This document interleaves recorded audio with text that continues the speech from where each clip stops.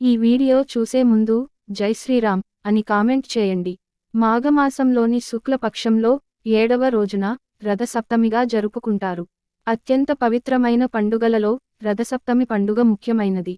ఈ రథసప్తమి రోజునే సూర్యభగవానుడు పుట్టిన రోజు. రథసప్తమి రోజున సూర్యభగవానుడు తన శక్తివంతమైన కిరణాలతో ప్రపంచవ్యాప్తంగా తన కరుణాకటాక్ష వీక్షణాలు ప్రసరింపజేస్తాడని విశ్వాసం. మన జాతకంలో సూర్యుడు బలంగా ఉంటేనే మనం ఆరోగ్యంగా జీవించగలుగుతాం. రథసప్తమి రోజున అత్యంత భక్తి శ్రద్ధలతో సూర్యుడిని పూజిస్తే గత జన్మలో చేసిన పాపాలన్నీ తొలగిపోతాయని, రోగాలు, బాధల నుండి విముక్తి లభించి అష్ట ఐశ్వర్యాలు లభిస్తాయి. పంచాంగం ప్రకారం మాఘ మాసంలోని శుక్లపక్ష సప్తమి తిథి శుక్రవారం రోజున ఫిబ్రవరి 16వ తేదీన రథసప్తమిని జరుపుకుంటారు. ఈ రథసప్తమి రోజున చేసే పూజలు, దానాల వల్ల కోట్ల రెట్లు పుణ్యఫలములను, ఆయురారోగ్యమును, సంపదలను పొందవచ్చు. సకల జగత్తుకి వెలుగునిచ్చే సూర్యుడు రథాన్ని ఎక్కి తన దిశ నిర్దేశాన్ని మార్చుకునే రోజే రథసప్తమి. ఇలాంటి శక్తివంతమైన రోజున మనం కొన్ని నియమాలను పాటిస్తే మన ఆరోగ్యం వృద్ధి చెంది దీర్ఘకాలిక వ్యాధుల నుండి ఉపశమనం లభిస్తుందని మన శాస్త్రాలు చెబుతున్నాయి. రథసప్తమి రోజున ప్రతి ఒక్కరూ ఖచ్చితంగా ఆదిత్య హృదయ స్తోత్రాన్ని జపించాలి. ఈ రోజున ఎవరైతే ఆదిత్య హృదయం జపిస్తారో వాళ్లకి తరతరాల తరగని ఐశ్వర్యం లభిస్తుందని విశ్వాసం. ఆదిత్య హృదయం జపించలేని వారు ఓం సూర్య దేవాయ నమః అనే మంత్రాన్ని 108 సార్లు జపించినా సరిపోతుంది. రథసప్తమి ముందు రోజు రాత్రి ఉపవాసం ఉండి మర్నాడు ఉదయం సూర్యోదయానికి ముందుగానే నిద్రలేచి తలస్నానం చేయాలి. స్నానం చేసేటప్పుడు మగవారు అయితే 7 జిల్లేడు ఆకులను, ఆడవారు అయితే 7 చిక్కుడు ఆకులు తీసుకొని తలపైన భుజాలపై ఉంచుకుని స్నానం చేయాలి. చిక్కుడు ఆకులు అందుబాటులో లేకపోయినా స్త్రీలు 7 జిల్లేడు ఆకులను ఉంచుకుని స్నానం చేయవచ్చు. ఈ 7 జిల్లేడు ఆకులను సూర్యుని 7 రంగులకు ప్రతీకగా భావిస్తారు.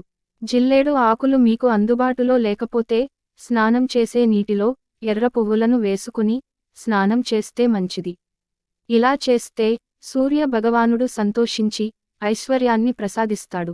రథసప్తమి సందర్భంగా ఈ జిల్లేడు ఆకులను ఒంటికి తగిలేలా ఉంచి స్నానం చేయడం వల్ల తడిసిన జిల్లేడులోని ఔషధగుణాలు మన చర్మానికి అందే అవకాశం ఉంటుంది. అలాగే మనకున్న దృష్టిదోషాలు తొలగిపోతాయని నమ్ముతారు. ఈ రోజున స్నానం చేసిన తరువాత నీటిలో చిన్న బెల్లం ముక్క, ఎర్రటి పువ్వులు వేసి సూర్యభగవానుడికి అర్ఘ్యం సమర్పించండి. ఓం ఆదిత్యాయ నమః అనే మంత్రాన్ని జపిస్తూ సూర్య భగవానుడికి అర్ఘ్యం సమర్పించాలి. ఈ రథసప్తమి రోజున ముఖ్యంగా అందరూ ఎరుపు రంగు వస్త్రాలు ధరిస్తే అదృష్టం వరిస్తుందట. స్నానం చేసిన తరువాత ఇంట్లో పూజ చేసుకోవాలి. ఈ సప్తమి రోజున ఆవు నెయ్యితో దీపారాధన చేస్తే అష్టైశ్వర్యాలు సిద్ధిస్తాయని పురోహితులు అంటున్నారు. ఈ రోజున మన ఇంట్లో ఖచ్చితంగా ఆవు పాలు పొంగించి దేవునికి పాయసాన్ని తయారు చేసి నైవేద్యంగా సమర్పించాలి. కాబట్టి ముందుగా స్టవ్ని శుభ్రం చేసుకుని పసుపు రాసి కుంకుమ బొట్లు పెట్టి ఆవు పాలు పొంగించి ఆ పాలల్లో కొత్త బియ్యం, బెల్లం, నెయ్యి, యాలకులు వేసి పరమాన్నం తయారు చేయాలి. ఈ పరమాన్నాన్ని చిక్కుడు ఆకు మీద వేసి దేవునికి నైవేద్యంగా పెడితే చాలా మంచిది. చిక్కుడు ఆకుల మీద వేడివేడి పరమాన్నాన్ని నివేదించడం వల్ల ఆకులలోని ఔషధగుణాలు పరమాన్నంలోకి చేరే అవకాశం ఉంది. ఇలా దేవునికి పెట్టిన నైవేద్యాన్ని మనం ప్రసాదంగా స్వీకరించటం వల్ల అనారోగ్య సమస్యలన్నీ దూరమైపోతాయి. ఇలా వీలుకాని వారు కనీసం ఒక తమలపాకు మీద అయినా నైవేద్యాన్ని సమర్పించవచ్చు. మీ ఇంట్లో తులసి మొక్క ఉంటే తులసి మొక్క ముందు రథం ముగ్గు వేసి అక్కడే ఒక చిన్న పొయ్యిని ఏర్పాటు చేసుకుని తులసి మొక్క పక్కనే ఆవు పాలతో పరమాన్నం చేసి తులసికి నైవేద్యం సమర్పిస్తే ముక్కోటి దేవతల ఆశీర్వాదం లభిస్తుందని విశ్వాసం. రథసప్తమి నాడు దేవుడికి ఎరుపు రంగు పువ్వులతో పూజ చేస్తే చాలా మంచిదట. ఈ రథసప్తమి నాడు ఇంటి ముందు రథం ముగ్గు వేసి ముగ్గు మీద ఎరుపు రంగులో ఉండే పూలు పెట్టాలి. శుక్రవారం రోజున రథసప్తమి వచ్చింది కనుక ఇలాంటి శక్తివంతమైన రోజున సూర్య భగవానుడి ఆశీర్వాదంతో పాటు లక్ష్మీదేవి అనుగ్రహం కూడా పొందాలంటే కొన్ని నియమాలు పాటించాలి. ఈ రోజున సాయంత్రం లక్ష్మీదేవి ఫోటో ముందు పంచముఖి దీపం వెలిగించాలి. ఈ విధంగా చేయడం ద్వారా ఇంట్లో ప్రతికూలత దూరమై సానుకూల శక్తి పెరుగుతుంది.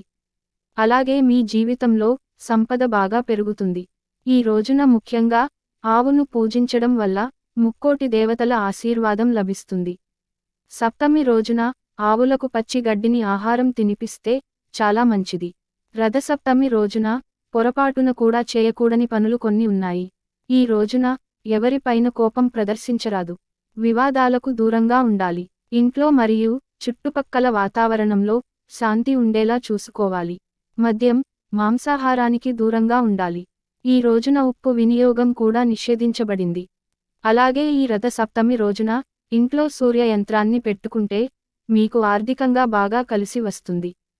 రథసప్తమి రోజు మీ స్తోమతను బట్టి ఎవరికైనా పేదవారికి ఎరుపు రంగులో ఉండే ఆహార పదార్థాలు కానీ ఎరుపు రంగులో ఉండే వస్తువులు కానీ దానం చేయండి. ఇలా వీటిని దానం చేస్తే మీ జాతకంలో ఏవైనా దోషాలు ఉంటే అవన్నీ తొలగిపోతాయి. అలాగే మీ జాతకంలో సూర్యుని స్థానం బలపడుతుంది. ఫిబ్రవరి 10 నుండి మార్చి 10 వరకు మాఘమాసం నెల అని అంటాము. ఈ మాఘమాసంలో ఏదైనా ఒక రోజు నదులలో గాని, చెరువులలో గాని, బావుల వద్ద గాని స్నానం చేస్తే చాలా మంచిది.